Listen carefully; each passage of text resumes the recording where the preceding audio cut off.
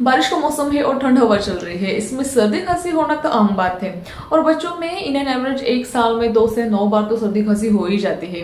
But as a parent हम हमेशा चाहते हैं कि जितना हो सके हम हमारे बच्चों को मेडिसिन से दूर रखना चाहते हैं। तो अगर हमारे हमारे बच्चों के ऊपर अगर सॉफ्ट कुछ सिम्टम्स सर्दी खांसी के दिख रहे हैं तो कुछ घरेलू उपचार करके हम उसे ठीक कर सकते हैं। बट अगर कुछ फीवर ज़्यादा है या बलगम है या उन्हें सांस लेने में तकलीफ है तो इस केस में हमें उनको डॉक्टर के पास से ले जाना पड़ता है, कोई ऑप्शन नहीं होता। तो आज हम इस वीडियो में 1 साल से जो छोटे बच्चे हैं उनको अगर सर्दी खांसी हो जाती है तो क्या घरेलू उपचार हम कर सकते हैं वो आज देखेंगे। बट उसके पहले अगर आप इस चैनल पे पहली बार आए हैं तो please subscribe our channel Being Mum. तो ऐसे ही कुछ बेबी केयर के टिप्स या हेल्थ केयर, फूड और बहुत ही इंटरेस्टिंग वीडियोस आप सबसे पहले देख सकते हैं। तो चलिए स्टार्ट करते हैं।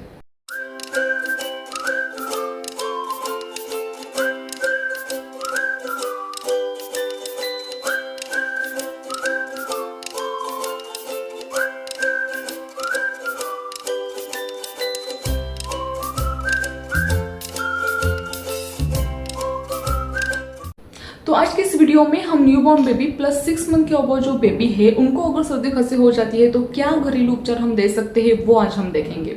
तो फर्स्ट है न्यूबॉर्न बेबी। तो न्यूबॉर्न बेबी को 6 मंथ तक मदर मिल्क और फॉर्मूला मिल्क के अलावा और कुछ हम इंटरनली नहीं दे सकते। तो अगर कुछ सॉफ्ट सिम्टम उनको सर्दी खांसी के नजर आ रहे हैं तो हम उनको जो घरेलू उपचार है उसमें हम फर्स्ट उनको मदर मिल्क देंगे। तो मदर मिल्क ना ही एक मेडिसिन जैसा काम करता है तो एक उनका नेचुरल डाइट भी है। तो अगर सर्दी खांसी हो गई है तो जितना हो सके उतना हमें मदर मिल्क न्यूबॉर्न बेबी को देना है। और शुरुआती दिनों में उनको मदर टच के अलावा दूसरा कुछ वो जानते नहीं हैं तो मदर टच और मदर मिल्क ये दोनों कॉम्बिनेशन बेबी को सर्दी खांसी कम करने के लिए एक मेडिसिन जैसा काम करते हैं। नेक्स्ट है सरसों के ऑयल का मसाज। यस, सरसों का ऑयल का मसाज से भी हम बेबी की जो सर्दी खांसी है वो कम कर सकते हैं। तो उसे बनाने के लिए हमें 1 कप सरसों का तेल लेना है, उसमें 2 से 3 लहसुन की कलियां ऐड करनी है और थोड़ा सा अजवाइन लेना है। तो इस कॉम्बिनेशन को अच्छे से गर्म करके लेना है और बेबी को अप्लाई करने से पहले खुद को स्किन के ऊपर थोड़ा सा टच करके देखना है कि ज़्यादा गर्म तो नहीं होना चाहिए। ज़्यादा गर्म है तो थोड़ा सा ठंडा करके फिर बेबी की जो छाती है, पीठ है और हथेलिया के ऊपर हमें थोड़ा सा हल्के हाथ से मसाज देना है। जो भी एक्स्ट्रा ऑयल है उसे कॉटन के कपड़े से थोड़ा सा पोंछ के लेना है। तो इससे भी बेबी की जो सर्दी है वो कम आने में हेल्प हो जाती है। नेक्स्ट है अजवाइन की पोतली। तो अजवाइन की पोतली बनाना काफ़ी आसान होता है और उसे सिर्फ 2 इंग्रेडिएंट से हम बना सकते हैं, अजवाइन और लहसुन के हेल्प से। तो उसकी पोतली बनाने के लिए अगर हम 1 कप अजवाइन लेते हैं तो उसके लिए हमें 4 से 5 लहसुन की कलियां लेनी है।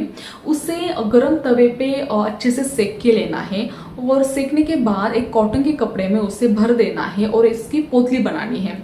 और उस पोतली को फिर धीरे धीरे बेबी की छाती, पीठ, पैर के ऊपर और हथेली के ऊपर थोड़ा थोड़ा ऐसे रखकर हमें उसे जब तक उनको बेर हो रहा है ऐसे रखना है खाली।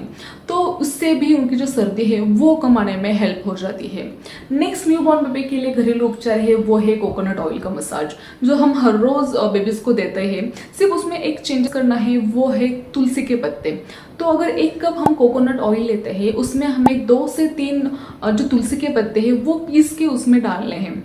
अगर उस ऑयल से अगर हम बेबी को मसाज देते हैं तो वो भी सर्दी खांसी कम करने के लिए काफ़ी हेल्प करता है। उससे सूखी सर्दी काफ़ी हद तक कम आ जाती है।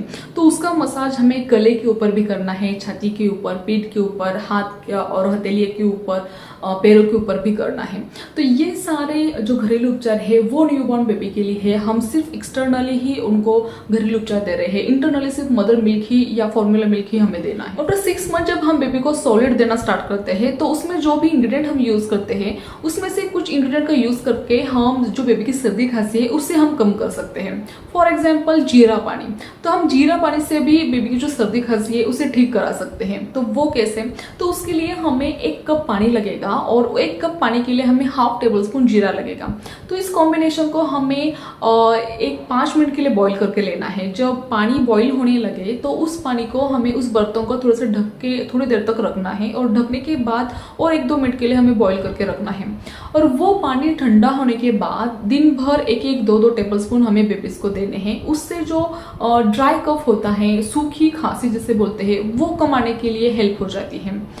नेक्स्ट है गाजर का रस। तो अगर फ्रेश गाजर हमें मिल रहा है तो वो गाजर थोड़ा सा गुनगुने पानी में उसका रस अगर मिला के हम 1-2 टेबलस्पून अगर हम बेबी को देते हैं तो उससे भी बेबी की जो सर्दी है वो कम आने में हेल्प हो जाती है।